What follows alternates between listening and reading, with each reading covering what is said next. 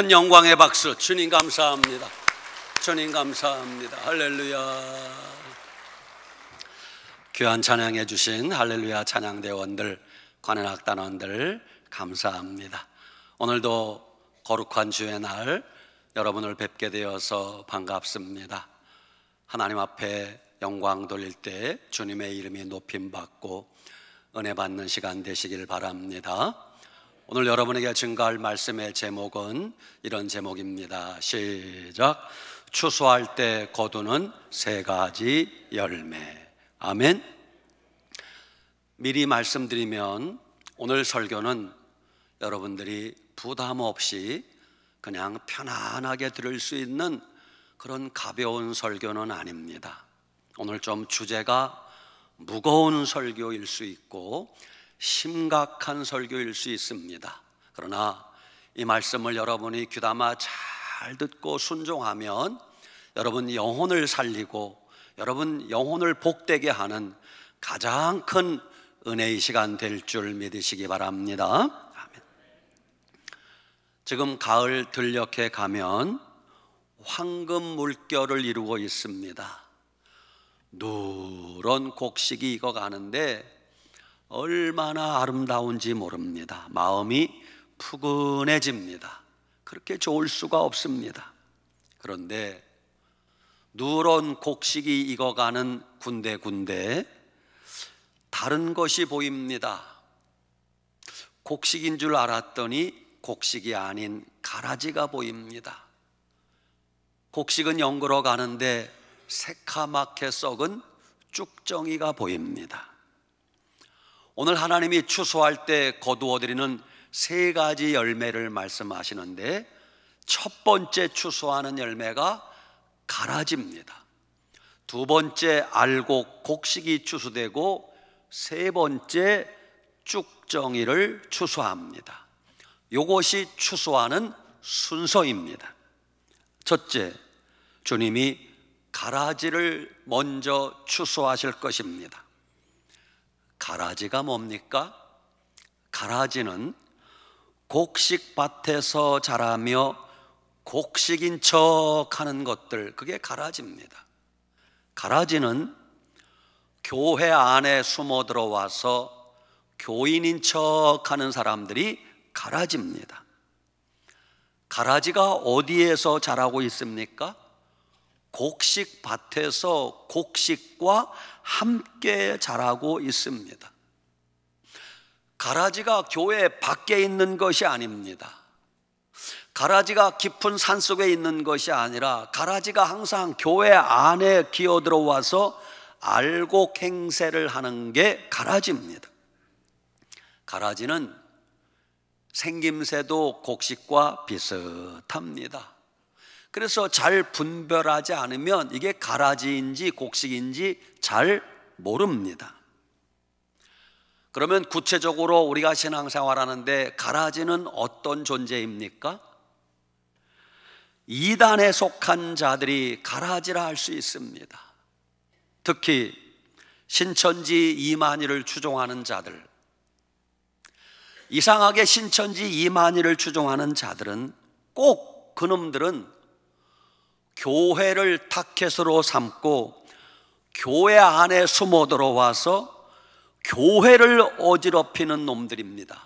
틀림없는 가라지가 아닐 수가 없습니다.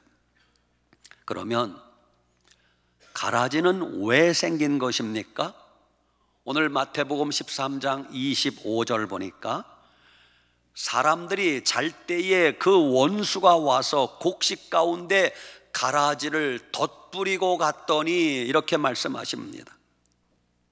사람들이 잘 때 원수가 와서 곡식 가운데 가라지를 덧뿌리고 갔다는 거예요. 그러므로 믿음의 사람들은 깨어 있어야 됩니다. 영적인 잠에 들면 안 됩니다. 왜? 영적 잠에 취하면 원수가 와서 교묘하게 가라지를 뿌리고 가기 때문입니다. 로마서 13장 11절, 또한 너희가 이 시기를 알거니와 자다가 깰 때가 되었으니, 자다가 깰 때라고 말씀하세요. 베드로전서 5장 8절 근신하라 깨어라 너희 대적 마귀가 우는 사자같이 두루다니며 삼킬 자를 찾나니 그래요. 이게 원수 마귀가 하는 짓이. 가라지를 몰래 뿌려놓은 원수가 누구입니까? 오늘 39절 말씀 보니까 가라지를 뿌린 원수는 마귀요 그래요. 원수가 누구라고요? 마귀. 여러분, 이 세상에는 우리 눈에 보이지 않는 사탄, 마귀, 귀신이 있다는 걸 분명히 알아야 됩니다. 마귀는 지금도 눈에 불을 켜고 숨어 다니면서 가라지를 뿌리고 다닙니다. 마귀는 항상 몰래 숨어서 악한 짓만 하고 다닙니다. 마치 북한 김정은이 공산주의자들이 대한민국 땅에 간첩을 심어놓는 것처럼, 주사파 무리들을 심어놓는 것처럼 마귀는 곡식밭에 가라지를 덧뿌리고 다니는 악한 짓을 합니다. 꼭 기억하시기 바랍니다. 가라지가 멀리 외따로 산속에서 자라는 게 아닙니다. 가라지는 곡식밭에서 함께 자란다는 걸 알아야 됩니다. 가라지가 교회 안에 우리들 틈바구니에 있다는 사실입니다. 마귀는 지금도 그런 가라지를 뿌리는 악한 짓을 하고 있습니다. 그 가라지가 있다는 걸 언제 알게 되었습니까? 26절 싹이 나고 결실할 때에 가라지도 보이거늘 그래요. 처음에는 몰랐어요. 어렸을 때는 이게 곡식인지 잡초인지 가라지인지 몰랐어요. 그런데 그것들이 자라서 나중에 결실할 때, 추수할 때가 되고 보니까 이게 구분이 되는 겁니다. 차이가 나는 겁니다. 곡식밭에 이상한 것들이 보이기 시작합니다. 참 이상하죠? 가라지는 항상 키가 한 자 정도 더 큽니다. 가라지가 주장하는 목소리가 더 큽니다. 가라지는 고개를 빳빳이 쳐들고 다닙니다. 그래서 언뜻 보면 대단히 믿음이 좋은 사람 같아. 그런데 가라지예요. 겉모습을 보고 알 수 없습니다. 그래서 예수님이 그 열매를 보고 그 나무를 알지니 그랬어요. 그의 생김새 보고 하는 말 보고 모릅니다. 열매가 어떤 열매를 맺혔느냐 보고 가라지를 분별해야만 되는 것입니다. 네 번째, 가라지가 있는 것을 알게 된 종들이 주인에게 뭐라고 권면합니까? 주인이 이르되 원수가 이렇게 하였구나. 종들이 말하되 그러면 우리가 가서 가라지를 뽑기를 원하나이까? 주인이 이르되 가만두라. 가라지를 뽑다가 곡식까지 뽑을까 염려하노라. 이렇게 말씀하세요. 여러분, 가라지는 뿌리를 내리면서 곡식의 뿌리와 칭칭 뒤엉켜 있습니다.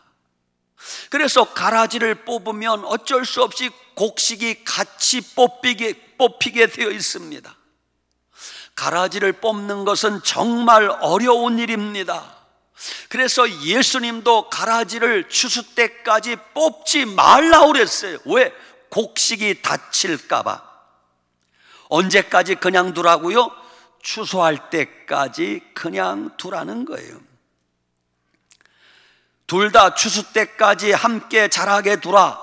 추수 때에 내가 추수꾼들에게 말하기를 가라지는 먼저 거두어 불사르게 단으로 묶고, 제일 먼저 추수하는 게 가라지입니다.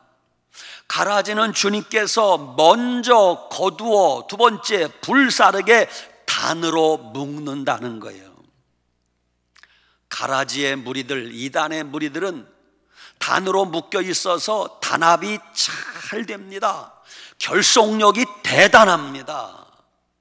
여러분, 신천지가 무슨 행사한다, 아주 10,000명이 모여도 한 사람 같이 움직입니다.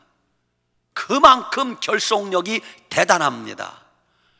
자기들이 볼 때는 결속력이 대단하다고 좋아할지 모르는데 하나님이 보실 때는 이놈들 하고 주님이 가라지를 단으로 묶어버리는 거예요. 왜? 한꺼번에 불에 던지려고. 그게 가라지의 모습인 걸 아셔야 돼요. 그러면 여기서 우리가 한 가지 질문이 생깁니다. 그러면 주님, 가라지는 영원히 가망이 없습니까? 한 번 해병은 영원한 해병이라고 하는데 한 번 가라지는 영원한 가라지입니까? 아닙니다, 여러분. 성경 전체를 놓고 보면 가라지도 변하여 알곡될 수 있다는 걸 알 수 있어요. 어떻게? 거듭나면 돼요. 거듭나면 돼요. 가라지가 변하여 알곡될 수 있는 길이 있어요. 가라지도 정말 회개하고 예수님을 영접하면 알곡될 수 있는 길이 아직은 남아 있어요. 아직 죽지 않고 살아있다면 회개할 수 있어요. 여러분, 우리는 본래 돌감람나무예요. 돌감람나무가 예수님에게 접붙임 받으면 참감람나무가 된다고 말씀하셨어요. 집 모퉁이에 버려진 돌이 예수님 안에 믿음으로 거하면 집 모퉁이에 춧돌이 된다고 말씀하세요. 가라지처럼 쓸모없고 버려진 존재라 할지라도 숨이 붙어있는 한 뒤늦게라도 회개하고 예수님을 영접하고 주님께 나오면 그 가라지도 변하여 알곡될 수 있는 기회를 하나님이 주신다는 걸 아셔야 돼요. 그래서 우리가 감사한 거예요. 아직도 주님은 그 가라지도 변하여 알곡될 수 있도록 주님이 기다리고 있다는 걸 아셔야 됩니다. 그게 두 번째, 주님이 두 번째 추수하는 열매는 알곡, 즉 곡식입니다. 누가 알곡입니까? 예수 그리스도 믿음의 품 안에 거하는 자들이 알곡입니다. 예수님을 믿고 구원받은 하나님의 자녀들이 알곡, 즉 곡식입니다. 더 이상의 설명이 필요 없습니다. 알곡의 특징이 있습니다. 지금도 논에 나가보면 벼이삭이 잘 익은 것은 하나같이 어떻게 하고 있어요? 고개를 숙이고 있어요. 알곡의 특징은 겸손입니다. 그 누렇게 익어서 고개를 숙인 벼이삭을 바라보기만 해도 얼마나 좋은지 몰라요. 그 논의 그 밭의 주인은 얼마나 기쁜지 몰라요. 알곡은 항상 고개를 숙이고 있다는 사실을 아셔야 돼요. 벼는 익을수록 고개를 숙인다. 알곡은 멀리서만 봐도 알 수 있어요. 알곡은 다른 사람에게 큰 기쁨을 줍니다. 알곡은 농부이신 주인에게 땀 흘린 보람을 안겨줍니다. 알곡에 바람이 스칠 때 그 바람 소리조차도 얼마나 좋은지 몰라요. 이런 알곡 성도가 되어야 하늘 곳간 천국에 들어갈 수 있는 것입니다. 우리 늘사랑교회 성도님들은 한 분도 빠짐없이 알곡 성도 되어 천국 곳간 하늘나라 천국에 들어갈 수 있기를 축복합니다. 아멘. 세 번째 주님이 추수하는 열매가 쭉정이입니다. 오늘 설교의 가장 중요한 내용이 사실은 지금부터 말씀드리는 쭉정이에 관한 말씀입니다. 하나님이 가장 마음 아파하고 가슴 아파하고 눈물 흘리는 것은 쭉정이 때문입니다. 여러분, 쭉정이는 본래 알곡, 즉 곡식이었습니다.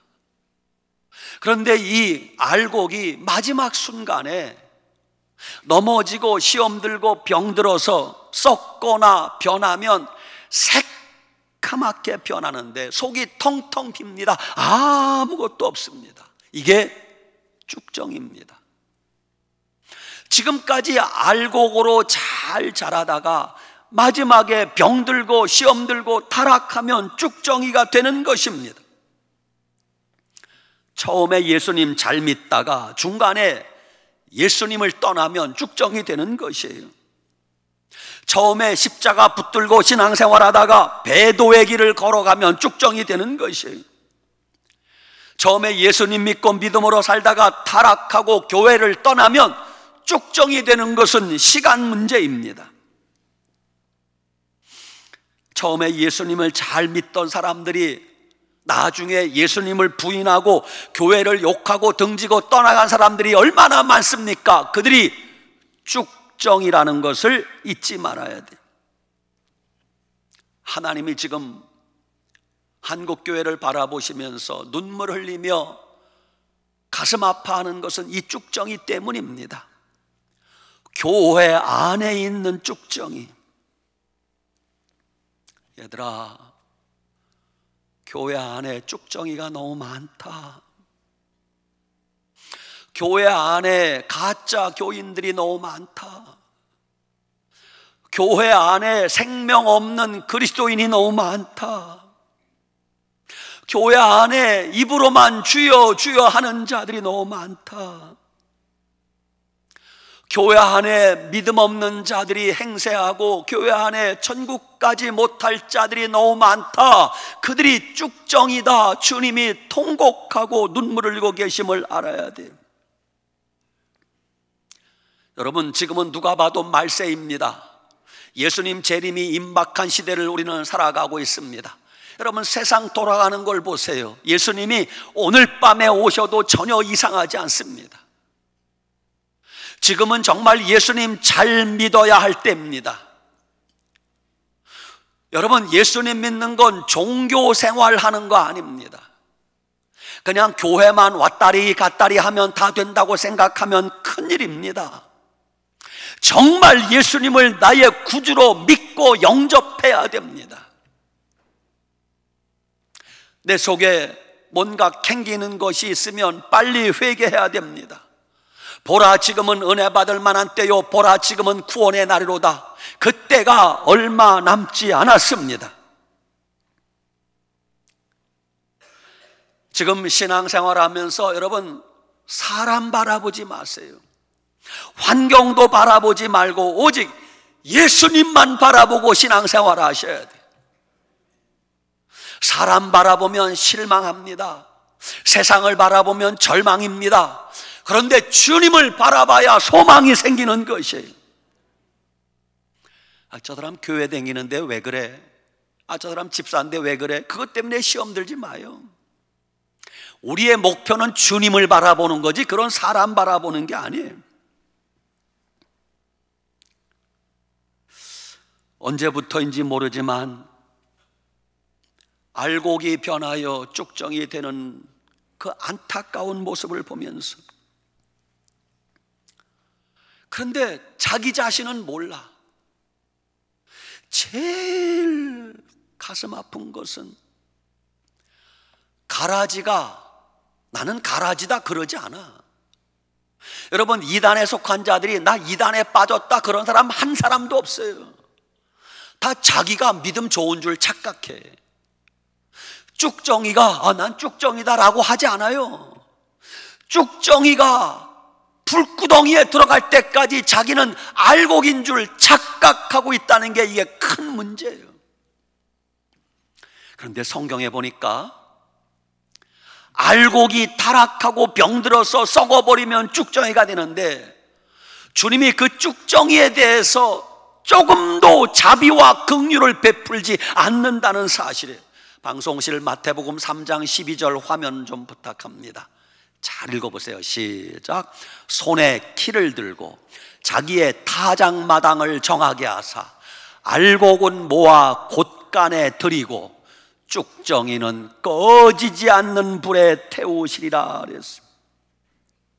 쭉정이는 하나님이 아이고 네가 어쩌다가 쭉정이가 됐냐 불쌍히 여겨서 천국에 들어가게 하지 않는다는 거예요. 쭉정이는 자비와 긍휼을 베풀지 않고 꺼지지 않는 불에 태우시리라. 우리가 정신이 번쩍 들어야 돼요. 주님이 쭉정이 때문에 지금도 울고 계십니다. 내가 너를 본래 알곡으로 만들었거늘 내가 어찌하여 변질되었느냐. 내가 너를 곡식으로 심었거늘 어찌하여 너는 타락하여 쭉정이가 되었느냐. 내가 너를 애지중지 알곡으로 길렀거늘 어찌하여 내가 부패하고 썩어 쭉정이가 되었느냐. 내가 너에게 온갖 은혜를 베풀었거늘 어찌하여 너는 배교자가 되어 쭉정이가 되었느냐. 이렇게 쭉정이는 중간에 변질되고 중간에 주님을 배반하고 중간에 세상으로 돌아간 자들이 쭉정이에요. 누구도 예외가 없습니다. 예수님 믿다가 주님을 떠나면 쭉정이 됩니다. 교회 생활 잘하다가 교회를 등지고 떠나가면 누구도 쭉정이 될 수 있습니다. 여러분, 주님이 그래서 마음 아파 우시는 거예요.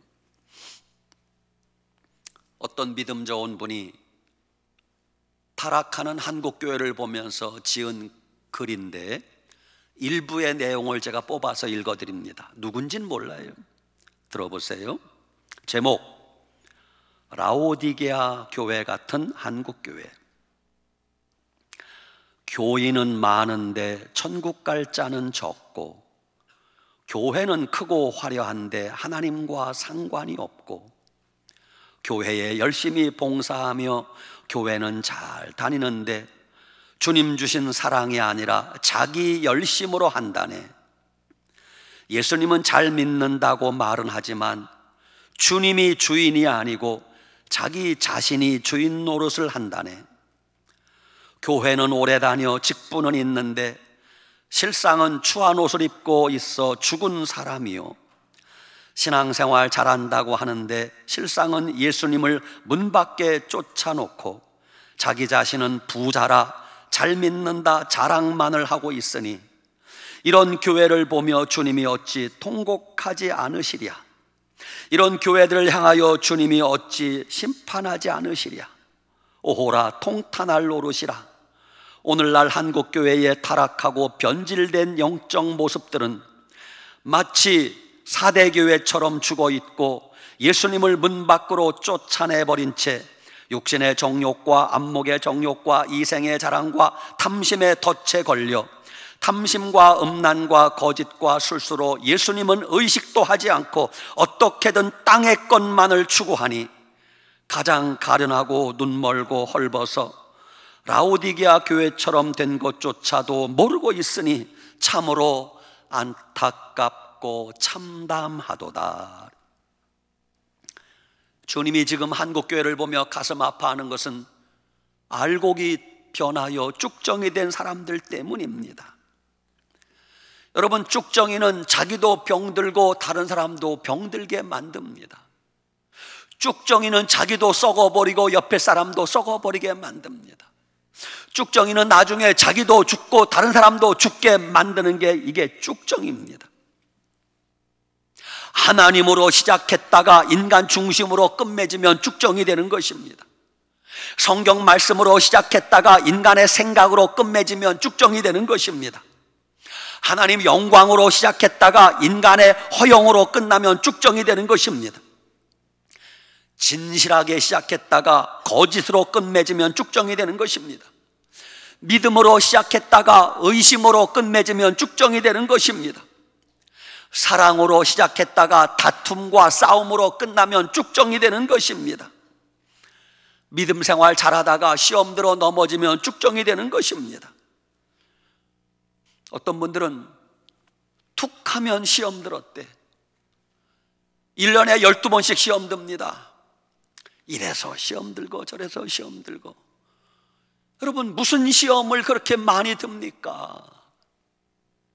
또 목사님이 신방 가면 또 한 달 나왔다가 2달 시험 들어 안 나옵니다. 누구 말 때문에 시험 들었다, 뭐 때문에 시험 들었다. 여러분, 시험 들면 결국 누구만 손해요? 자기만 손해요. 자기만. 시험이 오면 물리칠 생각을 하고 이길 생각을 해야지 왜 그렇게 시험 들고, 시험 들면 그때부터 원망입니다. 이렇게 은혜스러운 늘사랑교회를 다니면서도 이것도 원망, 저것도 원망, 이것도 불평, 저것도 불평. 특히 지금 하나님이 가장 마음 아파하는 일들은 무엇 때문인 줄 아십니까? 예전에 한때 교회 학교 반사, 교사까지 하던 분들이 결혼하고 나서 예수님 등지고 지금까지 믿음 생활 안 하는 자들 쭉정이 이미 됐습니다. 처녀 총각 때 그렇게 믿음 좋던 분들이 결혼하고 나서 직장 생활하면서 주일 성수도 하지 않고 그렇게 세상에 취하여 살면 이미 쭉정이가 된 것입니다. 한때는 교회 중직자였던 사람이 주일이 되어도 주일 예배 드리지도 않고 세상에 빠져 살면, 집구석에 앉아 텔레비나 보고 앉아 있으면 이미 쭉정이가 된 것입니다. 여러분, 그러면 안 되잖아요. 마태복음 24장에 보면 마지막 추수 때, 예수님의 재림 때 종말의 징조를 말씀하시는데, 말세가 되면 자칭 메시아, 자칭 예수, 수많은 이단들이 등장할 거라고 이미 주님이 말씀하셨어요. 여러분, 속지 마세요. 이거 다 가라지들이요, 가라지. 말세가 되면 첫째에 기근과 지진이 많아질 거라 말씀하셨어요. 지진이 얼마나 많은지는 이미 세보지 않아도 돼. 말세가 되면 나라와 나라가 다투고 민족이 민족을 반역하며 전쟁이 끊임없이 일어날 것이라고 말씀했어요.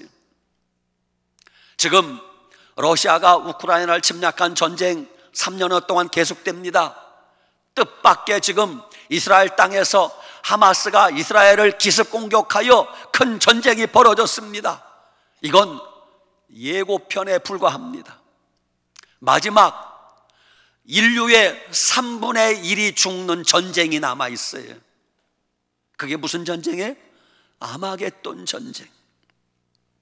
말세가 되면 예수님 잘 믿던 사람들이 배신하고 배교하고 배반하는 일들이 많아질 거예요. 이런 일들이 벌어지면 주님 오실 때가 가까운 걸 알아야 돼요. 말세가 되면 사람들이 점점 사랑이 식어질 거라고 말씀했어요. 요즘 사람들 그렇게 많이 배웠고 많이 가졌고 많이 아는데도 얼마나 생각하는 게 악하고 말하는 게 악하고 사는 게 악한지 몰라요.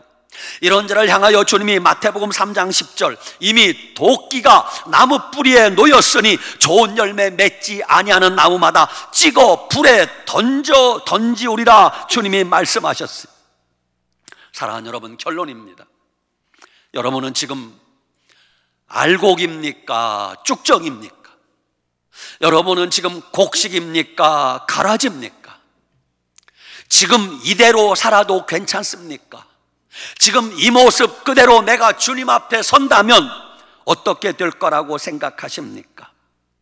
혹시 이 말씀 듣고 조금이라도 내가 가라지일지도 모르겠다, 내가 쭉정일지도 모르겠다 생각되는 분들은 감사해야 돼요.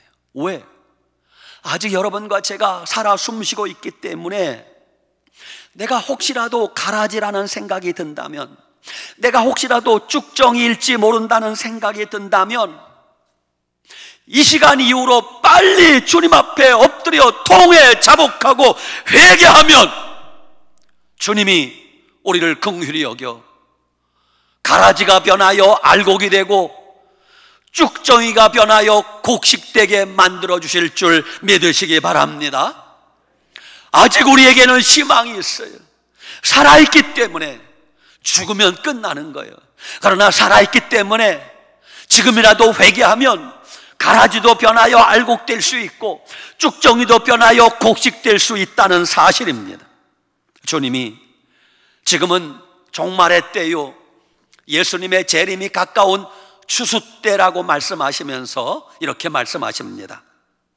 마태복음 4장, 마가복음 4장 29절, 열매가 익으면 곧 낫을 대나니 이는 추수할 때가 이르렀음이니라.